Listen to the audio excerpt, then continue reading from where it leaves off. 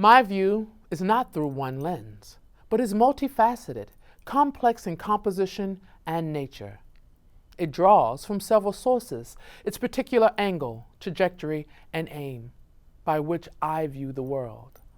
My double consciousness is clear and free to roam as I please. I'm moored to historical timelines that crisscross, juxtapose, traverse several peoples from various points of origin. Who am I? I am the Negro, the colored, the Black, the African American, the African in the diaspora. And this is the market.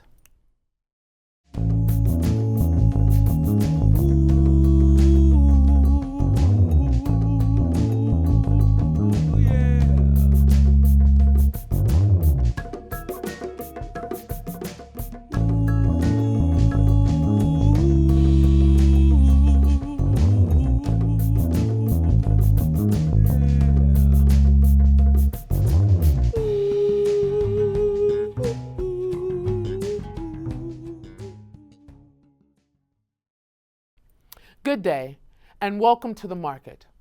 I am your host, Dr. Ardencia Hall Karambe. I am an associate professor of English and theater at the Community College of Philadelphia. You're probably wondering what kind of title is The Market for a show, especially when I'm not selling anything. As I always say to my students, most words, unless they are articles, have several meanings. Therefore, the context in which the word is used matters in determining the meaning of that word.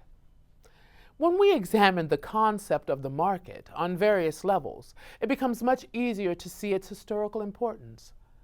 We know the market is a place of exchange, be those encountered trades of goods or exchange of ideas.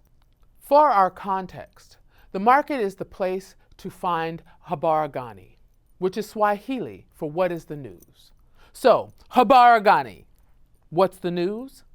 For this show, the news is the African diaspora itself. The market offers a platform from which to investigate and discover the multifaceted and often problematic notion of the African diaspora. What is the African diaspora? Let's look at the words. African diaspora. African in this situation is being defined as a person from or descended from a person from the continent of Africa. Next is the word diaspora, which is defined as dispersal and stems from the Greek word sparo, which means seed. Therefore, African diaspora means the dispersal of African people and their descendants. This idea of dispersal is where it becomes complicated, because what marks the difference between diaspora movement and other forms of migration? According to scholars in the field, diaspora migration is distinguished from other phenomena of migration by the prominence and significance of the ties that bind the expatriates to their countries of origin. The nature of these ties is diverse. They can be political, economic, and cultural, as well as social and academic. Often, diasporas are linked to a founding myth that relates to the expatriate's place of origin and to the conditions under which he or she were forced or urged to leave his or her motherland. As a matter of fact, some scholars believe that many diasporas are built upon the occurrence of a traumatic major event, which ties a community together, despite its geographical dispersion. Therefore, there are many diaspora communities in the world, but our examination focuses on the African diaspora. What is the history of the African diaspora? Three main periods can be identified when it comes to giving an overview of the African diaspora's history. Historically, the first wave of forced African migrations began during the transatlantic slave trade. Europeans captured and brought African refugees, mostly from West Africa, and took them to Europe, the Caribbean, and South and North America. The number of Africans who were shipped across the Atlantic is estimated to be around 20 million plus. Those Africans that survived that tragic displacement paved the way for the formation of the first African community outside of the continent. In fact, the transatlantic slave trade is considered the founding myth for the African diaspora of the circum-Atlantic region. Many Africans were transported off the continent during the period between the 16th and 19th centuries. Even with the harsh conditions of slavery, their feelings of belonging to a community, an African community, did not disappear. Those men and women did not leave their cultural traditions at the slave castle threshold, that door of no return, when prodded onto slave ships waiting in the waters along West Africa's coast. Those Africans retained and held on to their cultural identities for dear life under some of the most horrific conditions. Their desire to remember their ancestral homelands made this founding myth extremely strong, so much so that it still resounds in our society today. The transatlantic slave trade contributed mostly to creating a large community of African origins in the Americas, especially in the U.S. and Brazil. This diaspora belongs to the first wave of African migration and is often referred to as the historical diaspora.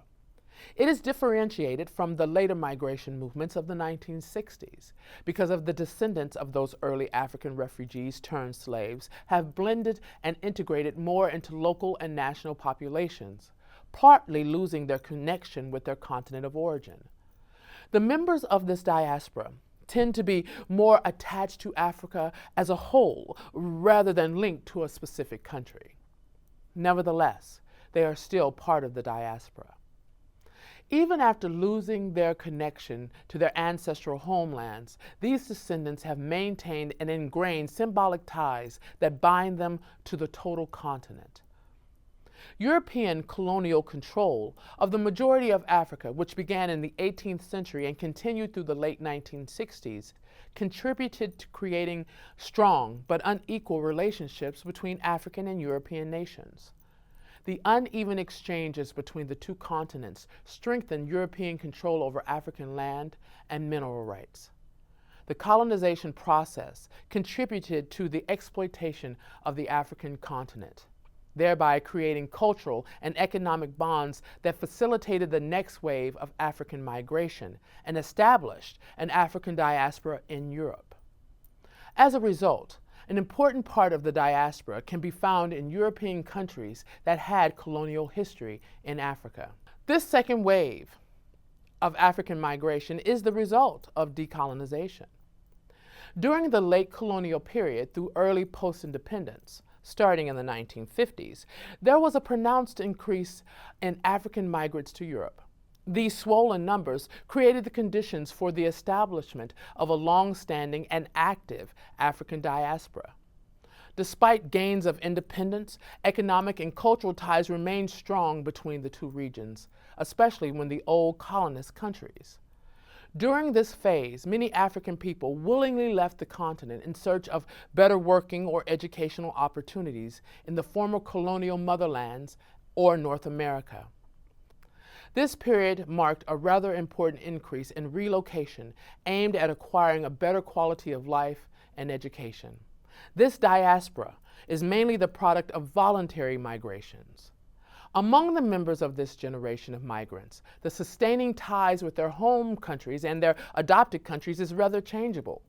The reasons why the migrants left their homelands varied, for the factors that contributed to their migration were not only political, but also related to their cultural and social economic backgrounds. Starting from the 1980s, the common reasons why Africans left their countries changed. Fleeing from broken and breakable states, endless wars, hopeless poverty, or political persecution became major causes for immigration up until today. This wave of African immigration influences all parts of society, and the sociological profiles of the immigrant are very diverse, as Africans of all hierarchies, occupation, and age groups are moving all over the world. If their cultural ties are still very vivid, they usually have no plans to return to the motherland, mostly because of the existing deplorable conditions. The two latter waves of migration are often referred to as the contemporary diaspora. The members of this diaspora tend to keep more connections to their country of origin through various ways of relating, but most never return to stay. Today, the African diaspora is one of the most active communities of citizens outside of their countries. Different cultural institutions in African nations are calling on them more and more to aid in uplifting and building on the social and political structures in Africa. We now know what the African diaspora is and how it was created. This knowledge will help us to frame the subjects of the shows we present.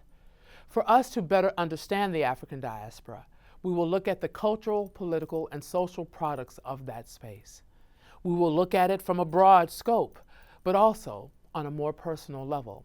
For example, my own diaspora history charts movement from Louisiana to Texas to New York to Mali and now Philadelphia.